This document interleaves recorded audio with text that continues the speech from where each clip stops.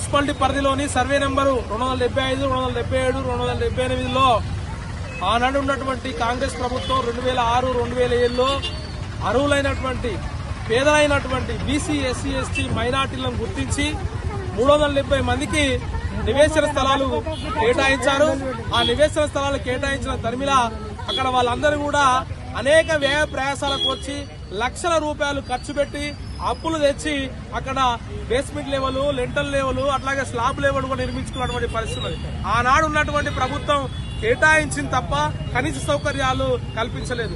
Water సౌకర్యం గాని, current సౌకర్యం గాని, రహదారుల సౌకర్యం గాని నిర్మించకపోవడం మూలంగా అక్కడ కొద్ది రోజుల వరకే అక్కడ నివాస యోగ్యంగా ఉన్నటువంటి పరిస్థితి. ఆ తర్వాత మళ్లీ ఈ మధ్య కాలంలో అదే ప్రభుత్వ స్థలం ఏదైతే ఉందో దాన్ని ఏదైతే dumping yard, municipality dumping yard కేటాయించమని చెప్పేసి అంటున్నారు.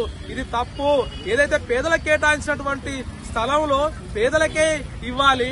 అక్కడ ఉన్నటువంటి ఇప్పుడు కొత్తగా వచ్చినటువంటి కాంగ్రెస్ ప్రభుత్వం ఇందిరమ్మ ఇల్లు నిర్మించి ఇవ్వాలని చెప్పేసి అక్కడ ఉన్నటువంటి ఏదైతే తాగునీరు గాని, అట్లాగే కరెంటు గాని, రహదారులు గాని నిర్మించి ఇవ్వాలని చెప్పేసి ఈ రోజు సిపిఎం పార్టీ ఆధ్వర్యంలో కరీంనగర్ కలెక్టరేట్ ను బాధితులు మొత్తం కూడా ముట్టడించడం జరిగింది. ఏదైతే గతం నుంచి కూడా ఆ బాధితులందరూ కూడా ముక్త కంఠంతో కోరుతా ఉన్నారు. ఇవేం కొంతమ్మ కోరికలు కాదు. ఆనాడు ప్రభుత్వం వీళ్ళందరినీ గుర్తించింది, పేదలందరినీ గుర్తించింది, ఆ పేదలకు నివేశన స్థలాలు కేటాయించింది. వాళ్ళు ఇప్పటికి కూడా అద్దె భవనాల్లో కొనసాగుతున్నారు. అద్దెలు కట్టలేక, కిరాయిలు కట్టలేక అనేక ఇబ్బందులు పడుతున్నారు. ఇట్లాంటి పరిస్థితుల్లో మళ్లీ కాంగ్రెస్ ప్రభుత్వం వచ్చింది. పేదల ప్రభుత్వం అంటున్నారు, ప్రజాపాలన అంటున్నారు.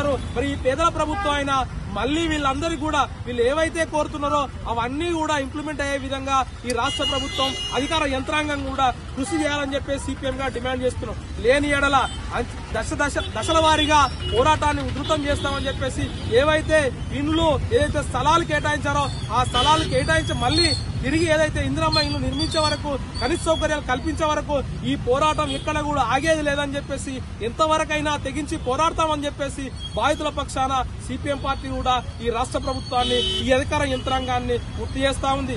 అయితే అనేక దఫాలుగా మంత్రులకు, అట్లాగే ఎంఆర్ఓలకు, ఆర్డీఓలకు, కలెక్టర్లకు వినతి పత్రాలు ఇచ్చిన సందర్భం ఉంది. కాబట్టి ఇప్పటికైనా వెంటనే ఈ పేదలంటే అంత అలసా, ఈ పేదలకు ఒక న్యాయం, పెద్దలకు ఒక న్యాయమా?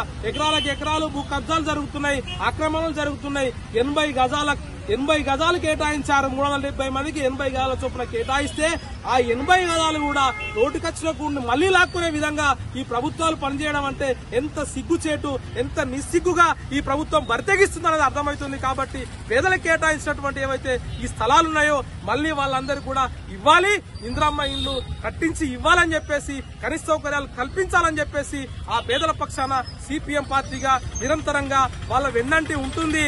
వాళ్లకు నివేశన స్థలాలు ఏవైతే ఇందిరమ్మ ఇల్లు కట్టించే వరకు కూడా అండగా ఉంటామని చెప్పేసి ఆ వైపుగా ఈ రాష్ట్ర ప్రభుత్వం, కలెక్టర్ గారు దృష్టి సారించాలని చెప్పేసి ఈ సందర్భంగా డిమాండ్ చేస్తా ఉన్నాం. వాసుదేవరెడ్డి, సిపిఎం జిల్లా కార్యదర్శి.